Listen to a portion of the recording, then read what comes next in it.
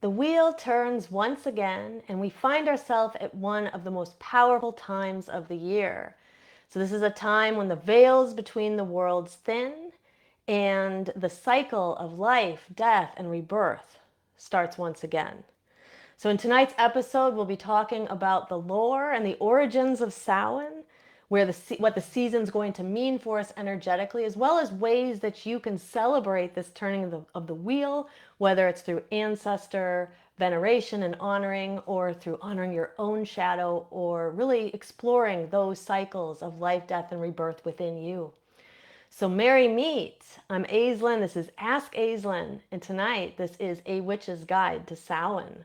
So, welcome to those who are joining us live in the chat. Merry meet.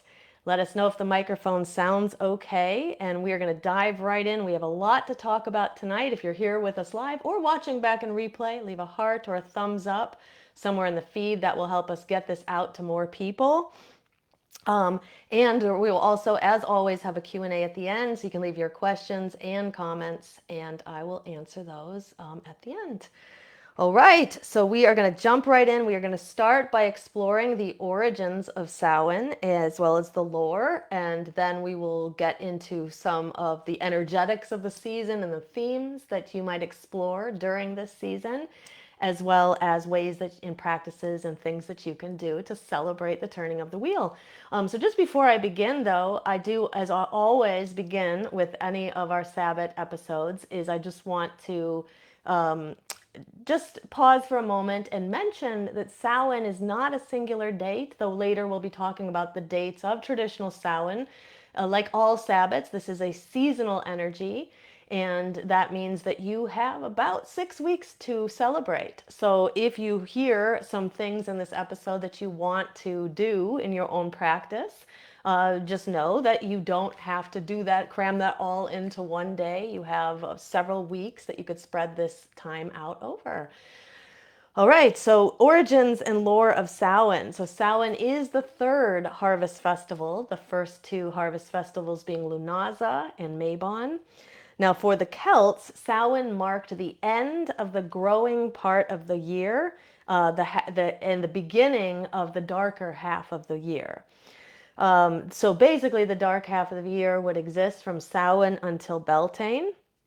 Now, this is different seasonal energy than when we're talking about like the solar connections to the wheel of the year. So, in the solar connections, when we get to Litha or midsummer or the summer solstice, this is the time of the year when we enter the darker half. So, from that moment on, the sun will slant a little deeper each day, and the days become shorter and shorter until we get to Yule, when there's a rebirth of the sun. And then from that point, from Yule, winter solstice, all the way back to summer solstice, we're then in the growing half of the year. So this perspective that we are talking about tonight with Samhain and the way that the ancient Celts looked at the wheel is a little bit different. So for them, Samhain was actually the end of the year and the beginning of the year. And so it ushered in this kind of time of rest and reflection that would take place from Samhain until Beltane. So as modern witches, we are okay with kind of those contradictions. There's like two different ways to look at seasonal energy. In one way, we can look at it the way the ancient Celts did, considering this the new year of the witches. But we can also understand that from a solar perspective, the growing half of the year doesn't really begin until Yule. So this is also a part of, Samhain is part of one of four fire festivals that the Celts celebrated, the first being Imbolc, and then Beltane, which is exactly opposite from Samhain in the wheel, and then Lughnasadh. And then this would allow the wheel of the year to be divided into four different parts, but also in the two different halves, the growing season and then the season of release and renewal, which is the season that we're in right now. Now, the Celts also saw time as cyclical rather than linear. And this is something that we have talked about a lot as witches. And in our modern life, we can very much experience linear time. It's necessary for us to keep on schedule and keep on task and kind of be able to meet people and deadlines at certain times. But from the perspective of the Celts, it's not really the right way to look at time. They felt that time was cyclical, and every time we traverse through the wheel, we come back to that same spot. But things are different now, and we are different. And so for me, that is what celebrating the wheel of the year is about. Is not only just celebrating the Sabbats as we go through the wheel, but also reflecting on how are things different that today than they were last Samhain or the Samhain before that. So that is something that you can think about and reflect on in your own practice. Like, how are you different? What have you accomplished since last Samhain? How have things changed? What new struggles have arisen, right? Maybe what old struggles that you thought were completed have resurfaced. That's something else that can happen. How have you grown? What have you learned? And what are your goals and your aspirations for this as we continue on in the wheel? So these are just thoughts for you to consider in your own reflection. Now, Samhain to the Celts and to modern witches is a threshold moment. So that means that the veils between the worlds have become porous and thin. And what this means is that we have that chance to kind of recognize what the season is really trying to teach us. And that is that old things, pass on and move on, right? But nothing really dies. And there's always something new that's being reborn in the darkness. And so if I had to kind of summarize Samhain energy in a nutshell, that would probably be very similar to what I would say. It's that reflection of, what has gone away and what still remains, but also understanding that something is always growing in the dark. So as I mentioned earlier, this was also considered the new year for the Celts. So this is why you will sometimes hear people refer to Samhain as the new year or the witch's new year. Now, cattle would be brought in. So we're going to talk a little bit about the lore of our ancient ancestors, in particular the Celts, since that is the ancestors that this particular Sabbath is mostly tied to. So cattle would be brought in from the pastures. Some would be slaughtered. Any that wouldn't be taken with the people through the winter, so that there would be food to sustain them during the winter. So it'd be this honoring, this reverence of those animals that will lose their lives in order for others to live. This is also when the final harvest would be gathered. So kind of the final last bit of what could be brought in and could be preserved so that people could survive throughout the very long winter that sometimes they didn't know when it would end. Bonfires would often be lit, often on the tops of hilltops. This was a way to protect the tribe, but would also be a way to call in blessings through the sacred energy of fire. Now, the Celts also believed that this was a liminal time. So like we mentioned, the dead could visit because the veils were so porous and thin, and messages from the other world, which was the Celtic kind of afterlife, would be more easily received by people. So as modern witches, we also notice that these are the themes of Saturn, or of Samhain, as the veils thin. We also will be more receptive to the messages that are coming in around us if we are open and can hear them.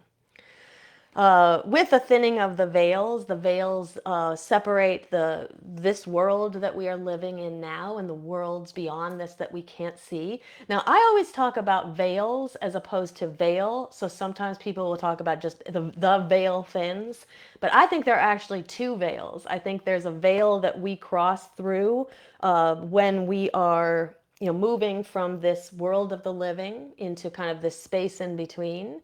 And there's another veil that you cross through to get into the other world or the underworld or whatever the afterlife is. And in that space in between is kind of this etheric plane, which to me is where magic takes place. So we are between the veils when we do magic in the witch's circle. And so that's why I always say the veils thin and then the singular veil thins. But different people with different practices might use different language to describe a similar thing. Now, at Samhain, as I mentioned, these veils become more porous. This means that your dreams may become more vivid. You may already be noticing some of this. At the time of this recording, for those who will be watching this later, this is October 28th, so we're a few days before Samhain. But by now, many of us have already probably started to experience some of this energy. There can be an intuition, a heightening of your intuition. So you may feel more intuitive. You may have more intuitive urges. Now, the question will be, will you listen to that or not?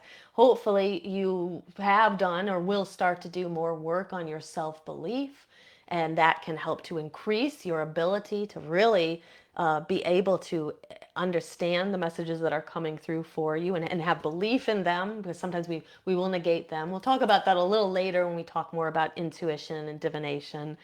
There also may be increased synchronicities at this time, so you may already be experiencing that. So however synchronicities appear to you, whether through like angel numbers or repeating numbers, through signs and symbols, through visions, through kind of just your claircognizance, like just pure knowing, you may notice that there's more of this at this time. Now, the veils thin so that more souls can exit this plane. So, this is different than what happens at Beltane when the veils also thin, but in order for more souls to enter the plane. So at this time, witches, one of our very special jobs as witches is to aid those who are kind of stuck in the in-between, to help them get across the veils and get into the afterlife. So I have been to several different Samhain rituals in the past where that was one of the key things that we did at the ritual, was kind of to honor the ancestors and the dead and those who crossed through the veils in that year, but to also aid those who had gotten lost, who had gotten stuck, who were kind of still here worrying about certain things. Sometimes souls get confused. And so in the lore of witches, it says that witches help to guide those souls across the veils at this time when it's so thin and it's easier to do so. Now, offerings may be left for our dearly departed loved ones or for the wandering spirits as well. Food or drink might be left out. This could be food or drink that was loved by that person during their lifetime, or it could just be natural. It just could be traditional offerings of wine or bread or water or honey or chocolate, candy, different things like that. Now, this may be the origin of the dumb supper. And we will talk about what the dumb supper is a little bit later, as one of the ways that you could celebrate Samhain season. Eventually, this practice of leaving food out, and candy especially, eventually evolves into modern day trick-or-treating. Bonfires were believed to drive off harmful spirits, but at the same time, there was a protective element of fire. So bonfires would also instill the blessings of our ancestors and those who'd gone before us, and kind of invite in those ancestral blessings. So eventually, there is this transformation from Samhain into All Hallows Eve and Halloween. As Christianity spread, there was this drive to try to convert as many people as possible. So the pagans were the people of the land. And these were people who were thought to be inferior, had inferior belief systems. We can see through that conquering mentality how really devastating that is to cultures. It still continues to this day, as we know. But when we kind of look back at how some of these pagan practices got lost, and thankfully many were preserved, but some got lost as Christianity spread and tried to eradicate the practices of the pagan people. But there were always these attempts to erase the history, but some of these practices could not be erased, and Samhain was one of them. And so, in an attempt to Christianize Samhain, the Catholic Church created All Saints' Day, which takes place on November 1st, and then All Souls' Day on November 2nd. Now, I'm not Catholic, but as best as I know, the difference between the two holidays is that on All Saints' Day, that is where the saints would be honored, and then on All Souls' Day, anyone who had crossed through the veils could be honored. And then, of course, there's also All Hallows Eve, October 31st, which is modern day Halloween. So it's like I mentioned, it can be very difficult to eradicate people's beloved practices, and Samhain was no exception. So when we look at these Christian practices at this time, we will see very common themes, right? Like honoring the dead. At Halloween, there's costumes to confuse spirits. So there was this idea, like thinking back to our ancient ancestors, they would light the fires to try to drive away the baneful spirits, but to try to also honor and receive the blessings of the ancestral spirits. And so sometimes they would dress in disguises in order to be disguised and kind of not seen by any of these sort of like negative spirits that might be floating around at this time, because the veils are so thin and they're trying to traverse to the other side. Lighting lanterns was also a common practice as the Christianization of Samhain progressed. This lighting of lanterns eventually changes into our like modern day carving of pumpkins, but prior to that, it was a carving of turnips, which I really don't.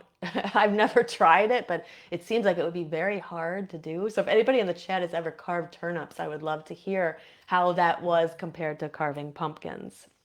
Um, Despite all of these adaptations, though, there's still this magical essence of Samhain that remains. So thankfully, many of the practices were preserved. People did not forget where they came from, and as modern witches, we can still revel in the energy of Samhain season. So I'm now going to move into the energy and the themes of Samhain season, but I just wanted to pause for a moment and say hello to those who are in the chat. And I also encourage you too to tell us how you're going to celebrate. How have you celebrated Samhain in the past? How would you like to celebrate it this season? So merry meet to Kurt and Jason, Andrea, Joanne is here, Kelly.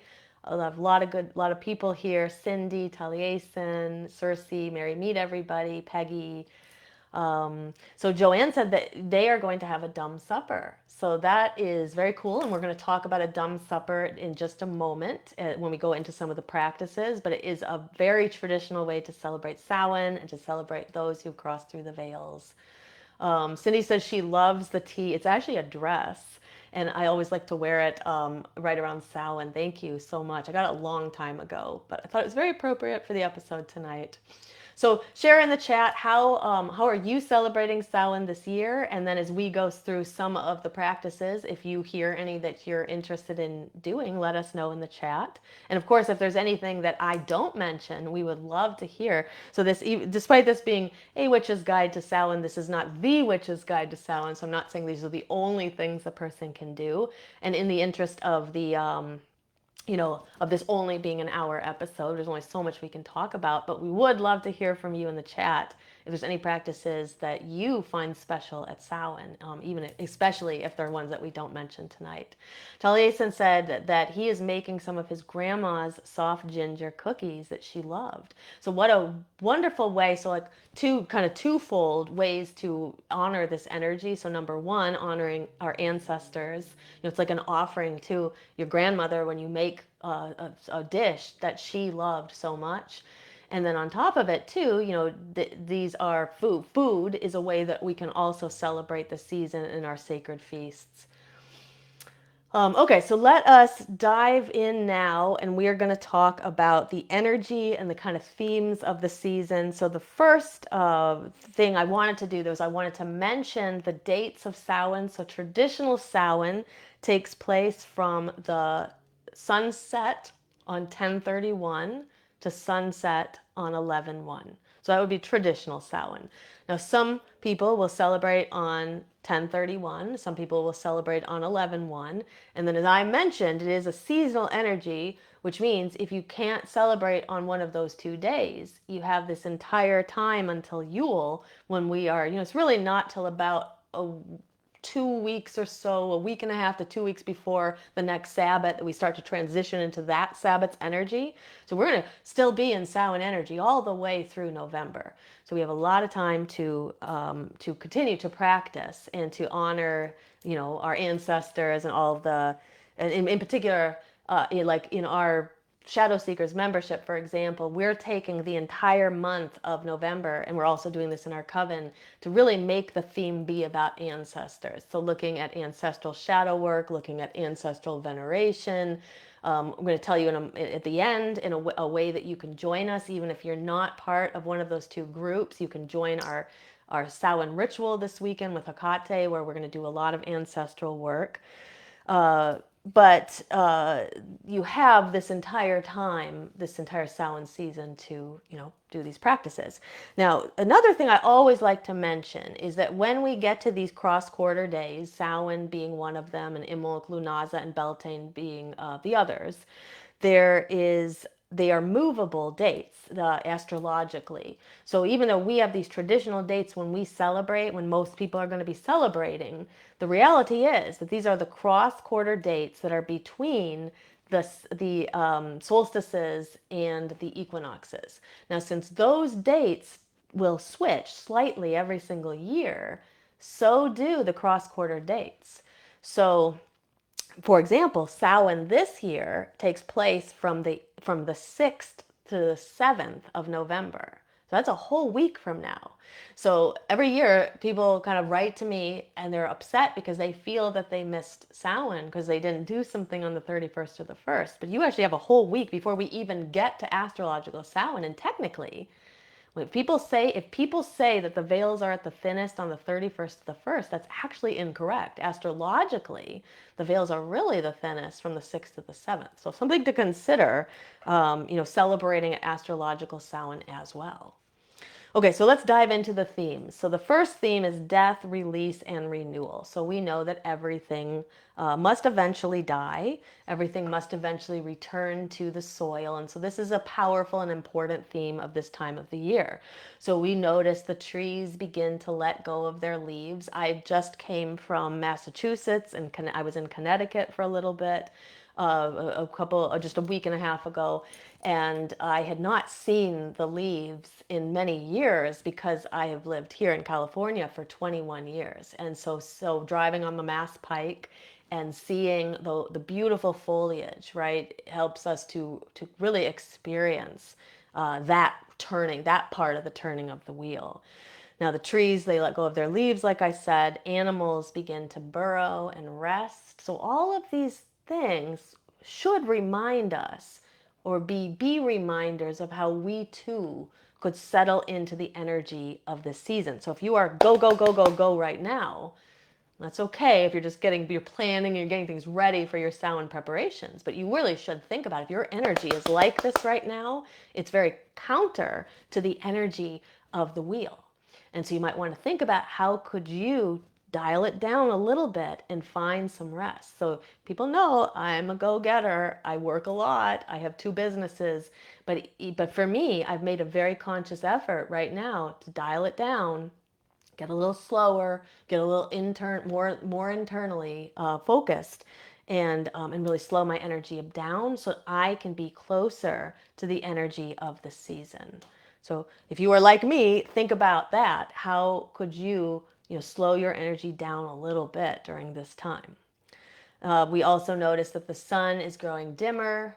It's at this point, it's no secret that the days are getting much shorter. We are about to go through the time change in the United States as well. That is going to take place this weekend, where the hours fall back an hour, right? And so sunset is going to be even earlier. So we're going to start to really, really be feeling this dialing down of the energy even more as we progress through Samhain season. Now, spiritually, this is a time for us to release old patterns, release old wounds, relationships, things that are no longer serving us, things that you would like to let go of and not bring with you into, the new year. Releasing creates fertile ground for what you would like to grow and build and transform, right? And so a thing to consider at Samhain that I always think is so important is that the seed of the next cycle is always within this one. It's always hidden somewhere within this one, right? The seed of the next cycle is hidden within the darkness of this one. as well. So when we start to go through those dark periods of our life, it's important for us to remind ourselves that these are opening up spaces for renewal. And you may not feel that way when you're in it. And we certainly don't want to struggle as much as we do. But kind of reminding ourselves that, the seed of the new cycle is always within the darkness of this one. So Samhain reminds us that death is never an end, and that it always is the beginning of something new.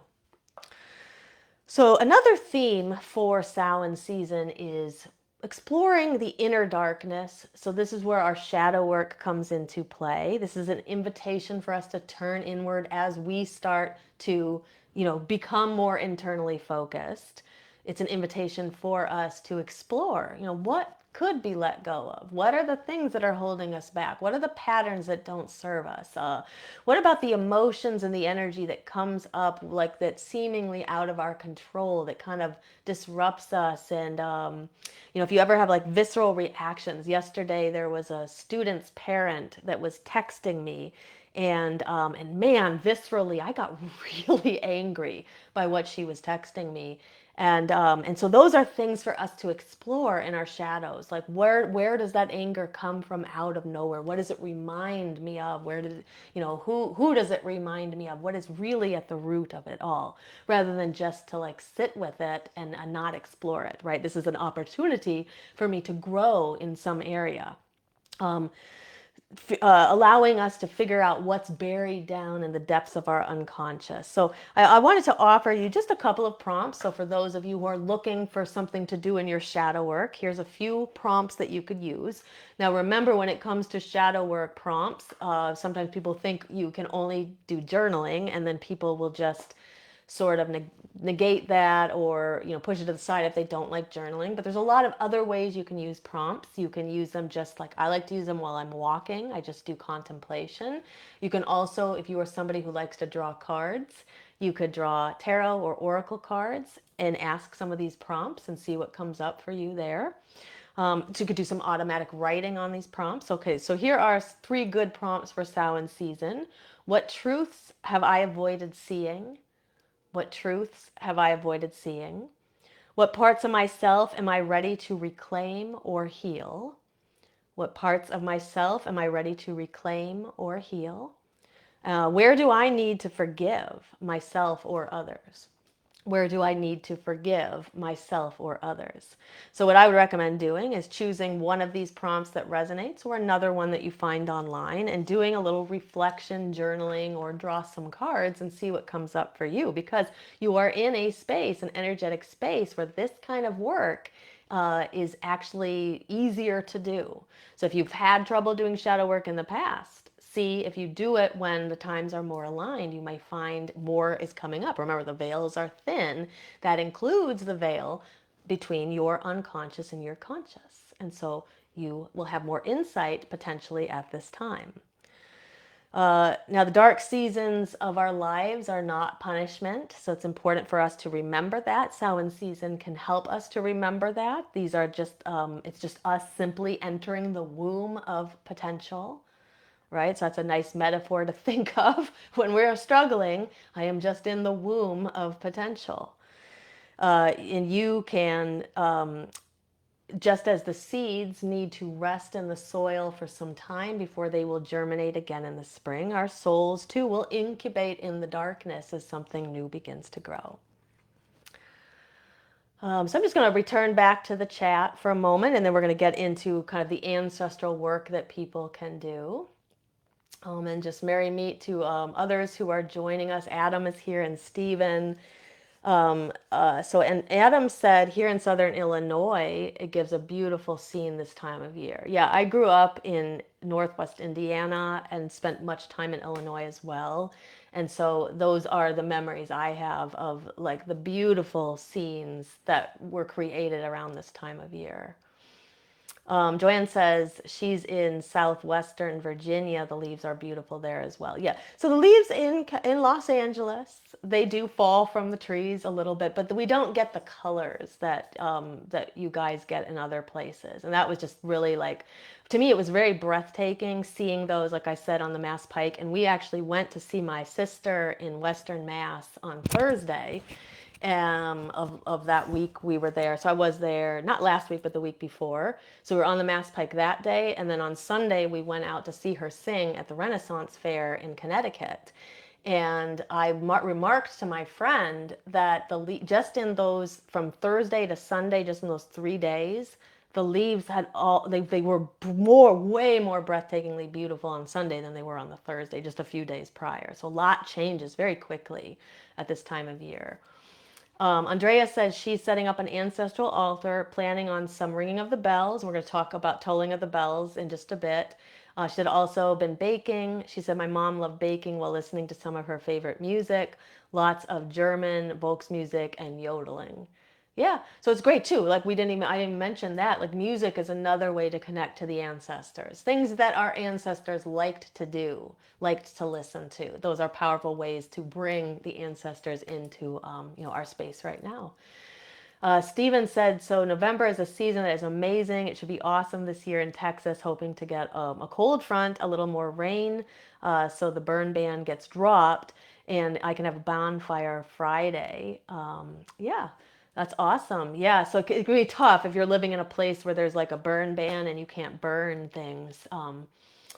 Because this is a time of the year when fires are, very aligned to the season. So here in Southern California, in Los Angeles, we have to be very, very careful with how we burn things. We have a celestial cauldron out front where we can contain a fire. So we're gonna do one for Samhain on Friday as well when we build our ancestor altar.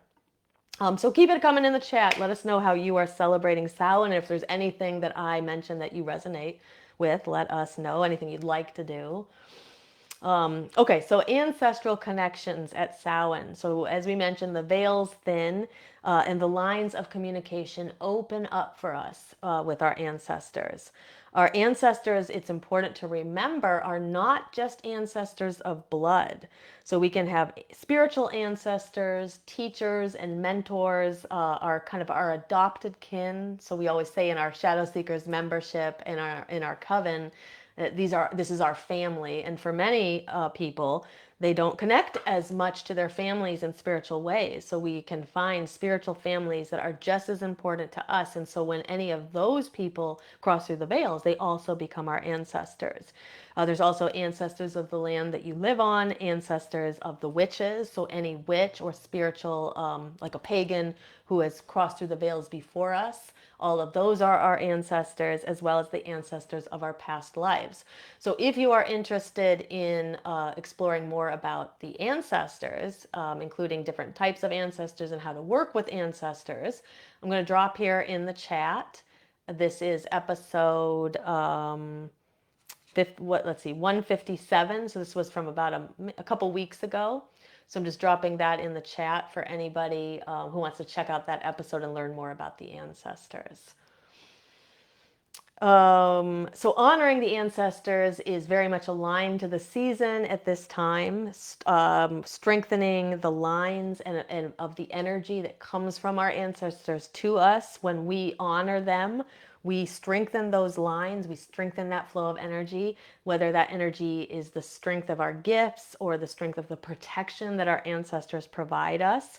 We can also offer gratitude for an acknowledgement of their struggles and as well as their blessings and their lessons that they provide us in this life.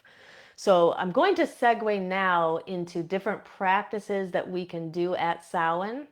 And so we're going to start first by talking about how to honor the ancestors. So rituals, practices, and different ways to celebrate Samhain season. So how do we honor the ancestors? So the first thing that we can do is we can build an ancestor altar. This is a tradition that goes, our own coven, we have done this. I can't even remember how far back this goes. It goes probably all the way back to the origin of this coven. We always build an ancestor altar at Samhain. So an ancestor altar is an altar typically that you would erect and keep up for a certain amount of time, and then you might take down, though you certainly absolutely could have an ancestral altar that is up all year long. Now the ancestor altar that we created outside in my front yard. Depending on how many people are going to come on that date, we may create 1 or 2 altars, because everyone is invited to bring things to place on the ancestor altar.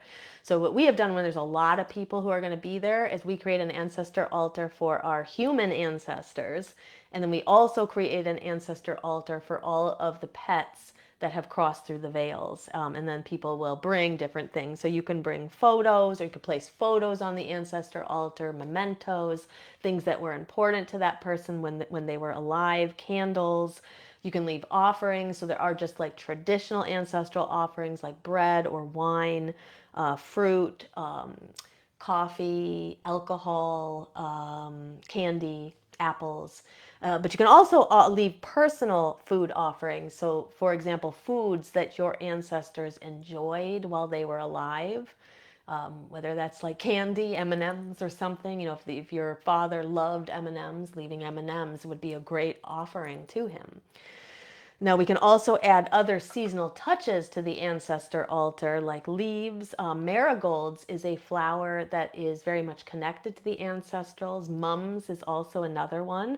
But if there are any flowers are good here, but I'm just kind of offering suggestions for what's very seasonal and very connected to ancestors. Also, if there are flowers that your ancestors loved, then those could also be left on the ancestor altar. So the altar can be built and it can be left up for a period of time and then taken down. Typically, we take it down at night because we live in Los Angeles and we burn a lot of candles on the altar, and we need somebody to be monitoring that. And when when we're ready to turn in, then we need to take the altar down, or at least put out the candles, right? So another thing that we can do to honor our ancestors is the tolling of the bells. So during the tolling of the bells, we announce the names of the people who have crossed through the veils, and then typically a bell will be rung to honor their crossing. And so sometimes in some traditions, and includes our tradition, covenant, our midnight tradition of witchcraft in Wicca, we will do our tolling of the bells only for the people who have crossed through the veils in that calendar year. So from last Samhain to this Samhain, those are the people that we usually call out the names for. Now, the reason we do this, I mean, on one hand, it is kind of a traditional thing to do, because it would be assumed that the people who had crossed through 2 years ago or 3 years ago, their names had already been called. So that's one reason to perhaps limit it only to people who have crossed through the veils in this one year. But if you have a very large group, and I'm going to tell you in a bit about the ritual that we're going to be doing this weekend, and invite those who are not part of our groups to join us if you'd like. We usually have upwards of 25, 30 people actually at the ritual. So it would be a lot to have everybody calling every single ancestor they have and every single person they know who's crossed through the veils. So we kind of limit it to the people who have died in that past year. But we always mention, if there's somebody's name that you really want to call, we will let you call. We're not going to bar people from calling the names that they want to call. But you can do your own tolling of the bells at your house in any way. So if it's just you as a solitary witch, or you and a couple of friends, it's traditional to call out the names of all of your ancestors, or the ones that you know. So not just people who have crossed through the veils in just that year. Those people could also be honored, but you could also call out the names of all of your ancestors. Speak their names out loud. So we usually want to call them out loud. It honors them. And then we ring the bell, like I said. Now, another thing that we can also do during this time, so in addition to kind of ringing the bell and calling out the names, is I like to use the skull rattle dolls. So I show these every year at Samhain. So these are ones that I made. And oh my gosh, all of a sudden that got all blurry. So here's one that I made, and these dolls are really easy to make, and I'm really kicking myself because I was at the Dollar Tree a couple weeks ago and they had a ton of skeletons. So if you can get the little skeletons and many of them, their heads pop off. And so that's how we actually make these. So we take the heads off of the skeletons, and then if it doesn't already have a hole in the bottom of the skull, you can drill a hole in the bottom. You fill the head with rice. Dried rice is usually what we use, and then you put it back on the head, on a dowel. So we get like a dowel, a wooden dowel, and then usually what we do is we wrap ribbons all around the dowel, and you can decorate it any way you want. I get a glue gun, and then I kind of glued on this little veil on the skeleton, and then wrapped ribbons, glued ribbons all around here, and tied them to the dowel. And then what happens is that this one also has a few bells that I put on ribbons here as well. But when you shake them, they're like little rattles. And so when you do the tolling of the bells, you can shake the skull rattle doll as well. So here's another one I made at a different time. This one you can really hear the rice I have in it. So it's a fun craft project. I think it's a great project for adults, but it's a really nice project for kids too. I love when people include children in the practices. So if you have kids or grandkids, and you want to do something with them, consider making some skull rattle dolls together, and then you guys can honor your dearly departed loved ones. So other things we can do to honor our ancestors, offerings and gratitude. So like we already mentioned, leaving food offerings, lighting candles, and then of course there is the dumb supper. So during the dumb supper, you will typically make a meal, a full meal usually, and then you sit and you eat in silence. And the idea is that it's a way to honor and to kind of give reverence to the dead, because the veils are thin, right? And so they draw closer to us. And so when we share this sacred silent meal with them, they don't have the ability to communicate with us in the way that we can talk to our friends who are here in the living world, right? And so, in reverence with them, in communion with them, we are silent during that meal as well. And so, if you are somebody who likes to talk, or feels that silence is a little anxiety provoking, the dumb supper can be a little uncomfortable. But once you settle in, it is a very beautiful way to honor those who cross through the veils. And like I said, you can prepare a full meal. That's usually what we have done. Beth usually prepares something really nice for us. And then we will also set an offering at the table, a plate of food that no one is sitting there, and that will be the plate for our ancestors. So consider that. Has anybody ever done a dumb supper before? And if so, how was the experience? So like I said, sometimes people get a little uncomfortable during it, but you can use that time to sort of reflect on your ancestors. And because you're not talking and you're not distracted, and you are inviting them near you, you may be able to open up and hear messages that are coming through in a way that maybe you don't always hear, because you're more distracted, because you're talking or you're doing different things. But here you're sitting in reverence and silence and eating and sharing this communal feast with them. Sometimes the messages will come through in ways that they don't always come through for you. Other things that we can do, we can communicate with our ancestors through automatic writing, sometimes people don't realize, but you can use your tarot deck and your oracle deck to talk to your ancestors or talk to spirits across the veils. It doesn't just have to be about divination. You can also do dream journaling at this time, or any journaling, and like I said, automatic writing. But it's also a good time to just sort of like ask questions, and then listen for the answers, and really ask yourself, how could I more easily trust what's coming through? So I really suggest that if you're going to try to do something like this, you're going to try to communicate with your ancestors, really see if you can let go of your self-doubt just for those 10 minutes or 20 minutes or however long that practice is, and really make a concerted effort that, like, you are not going to second guess what comes through. You're going to listen, and you're going to trust that it's really the messages coming through from your ancestors. Now, if you want like a prompt for what to ask your ancestors, you can say, what blessings or messages do the ancestors have for me this season? And then you could draw cards, or you could do some automatic writing, or whatever form of kind of communication with the ancestors you like to use. And like I said, just trust your intuition. Don't second guess what's coming through. Also remember that not all ancestors will come through, and that's okay. So sometimes we're kind of invested in hearing from a specific ancestor, and it can feel like disconcerting when they don't come through. But not all come through. Not all are able to talk. Not all are prepared to talk. So just be okay with what comes through and don't feel bad about what doesn't. So I'm just going to return to the chat and see if anybody else has left anything else in the chat.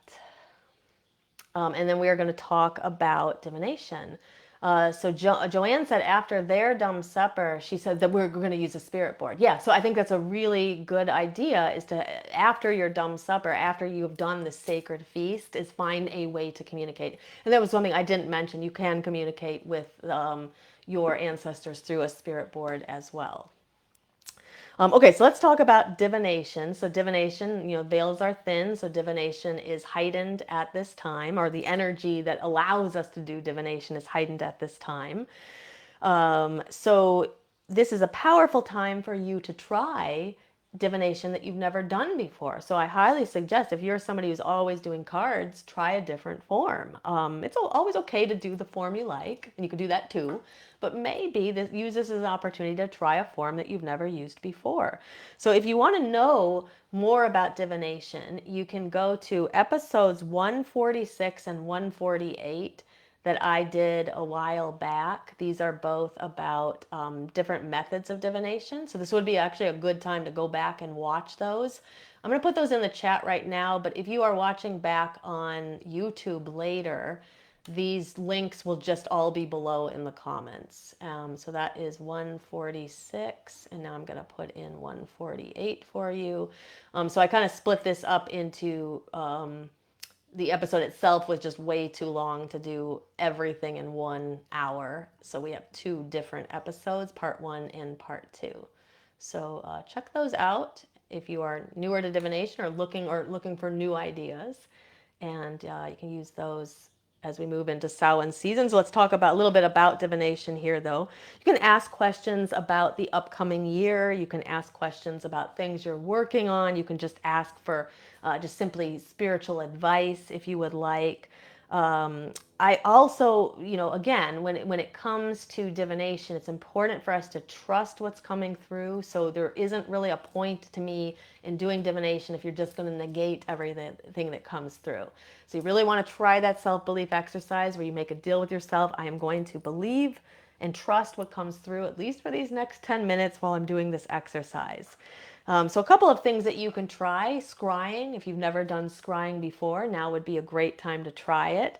Fill a bowl of water. Water scrying is only one way of scrying, but you could fill a bowl of water, gaze into it by candlelight, and just note any shapes, colors, or feelings that come through. Sometimes people think that they're going to have to see they're going to have to see the messages, and with our clairs all being a little bit different, sometimes it's just an inner knowing or an inner feeling that people have. So you really want to be open and receptive when you're doing divination work. You want to, like I said, don't second guess yourself, and you also want to really release your expectations. So whatever you think is going to happen, see if you can just let that go, and so you can really experience what happens. Now you can also do scrying in a mirror, or you could do scrying by candlelight. You'll learn more about scrying if you check out those episodes on divination as well. I can't remember which one has scrying in it, but it's in the title. It will tell you what forms of divination is in each episode. Other things you can do is do a tarot pull or an oracle card pull if you prefer oracle cards. You could pull 3 cards at this time and do kind of like a Celtic New Year kind of spread. So card number 1 could be what needs to be released. What do I need to leave in the past? Card number 2, what lesson does the darkness hold, or what lesson does the season hold? That's kind of what's in the present. And 3, what light will return with the coming year? So what are the blessings of the future? So that would be a nice little spread that you could do for the Celtic New Year. So we're going to segue now into other ways to celebrate the seasonal energy. So we can have a Samhain feast. So Samhain feast could be anything, and there aren't specifically necessarily foods that one must have at a Samhain feast. I mean, if we are thinking about seasonal foods, a lot of times it's going to be root vegetables. So we often will do a lot of things with like potatoes, leeks, different things like that. You can also make foods of your ancestors. So something that I will make a lot of times at Samhain are pasties. So some of my ancestors are pretty evenly divided between um, Britain and Ireland, and so my grandma always made pasties, and so that's something that I will make at Samhain sometimes, especially when we used to have the really big in-person Samhain rituals here. I would especially make those. But other foods that are kind of tied to the season: apples, root vegetables, like I mentioned, bread, cider. But again, anything that you feel is fitting of your Samhain feast is fitting for your Samhain feast. Honor the earth's final harvest, maybe say blessings. It's also traditional, like I said, to leave a plate or a bowl for the spirits or for your ancestors as well. And so you will make a full plate of whatever you're eating and leave that for them. Other ways to kind of tap into the energy of Samhain season is protection magic. So you can craft a charm or a sachet, and you can use herbs or stones. So I like to use different herbs that are very tied to protection, like mugwort, yew, and rosemary. Those are like my favorites. Sometimes bay leaves as well. Bay leaves are good for wishes, but they're also good for protection. You can also include salt or dark salt, black salt, dark stones. And so if you've never made a sachet before, you're just gonna get like a square of cloth. You put all the things into it. You can put oils and herbs and stones, and then you kind of bundle it all up into a little like pouch and then tie a ribbon around it so that it's secure. You can carry that with you. I like to sometimes hang sachets above door frames, especially like protection sachets, which is what we're talking about here. You can also, if you'd like to bless your sachet before you use it, you can pass it through smoke from incense or like a sage stick or something, or you can pass it over the fire. You can place it in a bowl of salt. There's a lot of different ways that you could bless it. So now I will let you know that next week we're going to go into much greater depth into protection. So our episode next week is warding and magical protection, just in time for the full moon. So if you want to learn more about protection magic, check out next week's episode. Other things we can do to tap into the energy of Samhain season: take a nature walk. If you are somebody who doesn't go out and walk very much, make an effort to do so now. If you are somebody who walks a lot, make sure that you're really you're walking. You're taking an intentional walk. So I suggest people like not listen to a lot of music or podcasts or things when they're walking and they're doing something like this. You can really pay attention to what's going on around you. Observe the earth, observe how the earth releases so gently, right? When it lets go of things, let trees, letting go of leaves. How gentle is that release? And what can we learn from that, from observing nature? You can also do some shadow work. So we mentioned that earlier. And you can also do some releasing rituals. So fire, candle, kind of releasing ritual is always good at this time. You can write down the things that you'd like to let go of, you want to leave behind, kind of considering this the witch's new year. What do you not want to bring with you into this next turn of the wheel? Write that all down on a paper, bless it, and then burn it, and then let it go. And then, of course, you can also do some journaling prompts here. So let me just give you a few more prompts that you could use for doing some shadow work around this time. So what in me is ready to die so that something new can be born? So that would be a really good prompt. What lessons have the darker moments of the year taught me? That's another good one. And what do I fear losing, and what would happen if I let go? So sometimes we are afraid of letting go. We're afraid of losing something or losing control. Sometimes we're not even really sure of what we're afraid of. We're just afraid. So exploring the idea of fear a little more deeply at Samhain season, this is a very good time to explore that. You are aligned to the energy of the season. The energy of the season all around you is letting go and releasing. So if you are afraid of something, you're afraid of losing something, it's a good time to contemplate that now while you are in this energy. And then I wanted to also, before we end here and we go to the Q&A, I wanted to also mention anybody who works with deities in your practice, you can you can work with deities at this time as well. So you can work with any deity at Samhain, but there are some that are particularly aligned to this energy. Any deities that have connections to the underworld are automatically going to be aligned to Samhain season.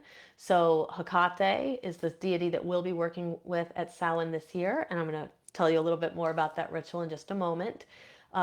You can also work with other deities like Nyx or Lilith, the Morrigan, Inanna and her sister Ereshkigal, Hades, Pluto, Anubis, Osiris, any of these deities that have any connection whatsoever to the underworld, Persephone, Demeter, any of these deities would be great choices for Samhain. But again, it's not an exhaustive list, and you can work with any deity at Samhain.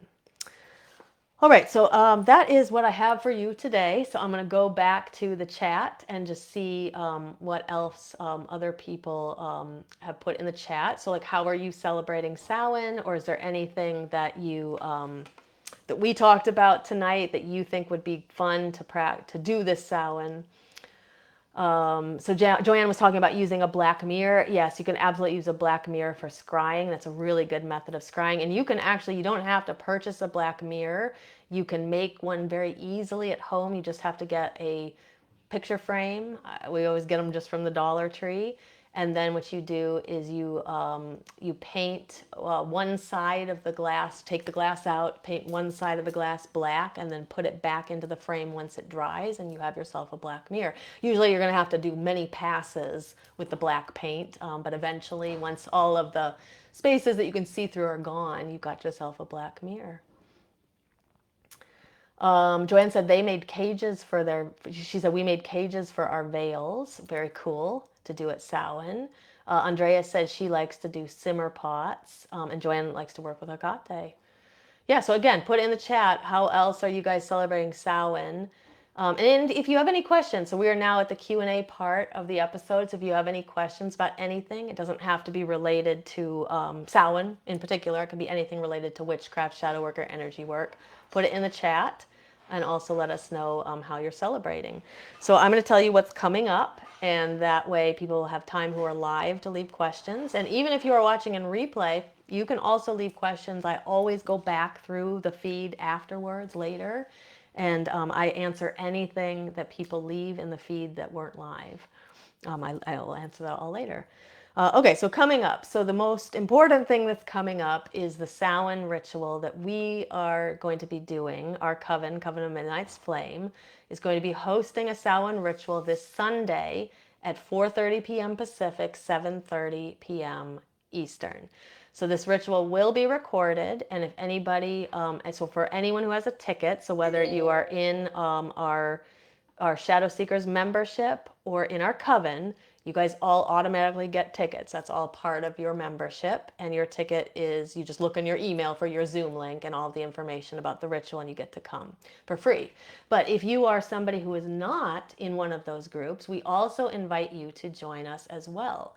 So I'm going to put a link here in the chat where you can get a ticket for a donation of any amount. It will let you put in as little as $1 if you want. And let me put this in the chat. Oops. Where is the chat? Here we go. And let me tell you a little bit about this ritual. So during this ritual, we're going to be working with Hecate. This is our traditional Hecate ritual. I can't really remember the last time that we worked with a deity other than Hecate at Samhain. She's just become the deity that we always work with.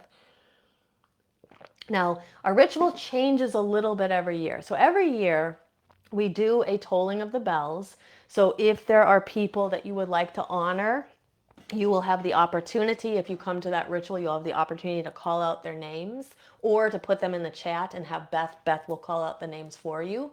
And then we will ring the bell and honor all of your dearly departed loved ones. So that's one part of our ritual that we always do. And then we have some kind of a journeying meditation with Hecate. And every year, the theme of this meditation changes. So we have a theme. We have one meditation where we go to the crossroads and people have like kind of a choice to make, and Hecate helps you make the choice. We have another where we reflect on an event in our lives where it didn't go the way we wanted it to, and Hecate kind of helps you work through that. And then we have a meditation where we work with the ancestors, and that's the one we're going to do this year. So you're going to be guided with Hecate in a very deeply transformative meditation. You will go to the crossroads with her. You will have a chance to meet with some of your ancestors. And even if you don't know your blood ancestors, remember there's a lot of other ancestors that you have, so you never know who's going to show up during this ritual. And then you will also have an opportunity to send healing energy through your ancestral lineage. So if you are somebody who knows that you carry ancestral trauma that you want to let go of, or you know that your ancestral line carries trauma or karma or something like that that you want to work through, or you know that you are one of your roles in this lifetime is to help work through that, you're going to have that opportunity at this ritual as well. So it's a super it's a very transformative ritual. We love it. It's probably I would say our most anticipated ritual of the year. It may sell out. We only have a certain number of tickets. So if you want to get a ticket, make sure to go to that link below. If you're watching back on YouTube later, that link will also be in the comments. So we'd love to have you join us. For anybody who purchases a ticket, you will get a replay of the ritual, so you can go back and you can do the meditation again, or if you miss the ritual, if you can't come and meet us live, you can always do it in your own convenience. And remember, Samhain isn't just that one singular day, it's this, this whole next 4 or 5 weeks of energy, so you have plenty of time to do that ritual. So we hope to have you join us. Those who've come in the past really love this ritual, and we love to have as many people there as possible. So what else am I going to mention? So our Demystifying Witchcraft course, that is also supposed to be coming out soon. It's just a matter of me. There's a lot that has to be done to get it. The course is all done, but I have to create the website to sell the course. So as soon as I do that, we'll be selling that course. So that is my signature course on witchcraft. If you are newer to the path, it's a great choice for you because it teaches you all the basics and foundations of witchcraft, helps you gain your confidence in the craft. But if you are somebody who's been on the path for a while and just never had any formal training or wants to brush up on things, it could also be a good course for you. So watch for that coming. And then our Shadow Seekers membership will be opening. As always, we do a Black Friday special, and that will be coming up in about 4 weeks at the end of November. We're going to have a special workshop to kick it all off. I think it's actually going to be a brand new workshop I've never done before, called How to Do Shadow Work. And then that will kind of kick off the opening of our membership for the week. So watch for that as well. And our Shadow Seekers membership is for those who want to take their shadow work and their energy work to the next level and kind of increase their intuition and their trust in themselves and their connection to their higher self and their guides and all of that. Okay, so let me go back to the chat and see if there's anybody else who has left any questions, and then we will sign off for the night. So Kurt is asking me a question. This is for the coven question, but I will answer it while you're live here. So you're asking about having a copy of the quarter calls in front of you when you call your quarter at Samhain. Yes, you will need a copy of it in front of you. It's going to be mailed to you in an email, okay? So just look for that. It should go out tonight or tomorrow. But you will want to make sure you have a copy in front of you so you can read the quarter call. And if you have any questions about it, you can message me privately. Jason said, I bought an obsidian disc a month or so ago, and I've been waiting to use it for scrying, so Samhain is a good time to try it. Absolutely. Yeah, if you have any tools of divination, now would be a great time to use them. Andrea said, truly amazing ritual. Yeah, so some people have been to it, in years past. And like I said, every year there's some elements of the ritual that are the same. We always do the tolling of the bells. We always work with Hecate, but the ritual itself will change depending on, what we're focusing on at that time.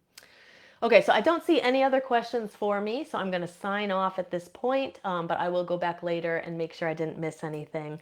So leave a heart or a thumbs up somewhere in the video. That just helps us get this out to the feed of more people. Make sure to subscribe to our YouTube channel, Body, Mind, Witchcraft, and that way you won't miss any future episodes. And just a note on that, as of right now, most of what's on the Body Mind Witchcraft YouTube channel are these episodes, these Ask Aislin replays.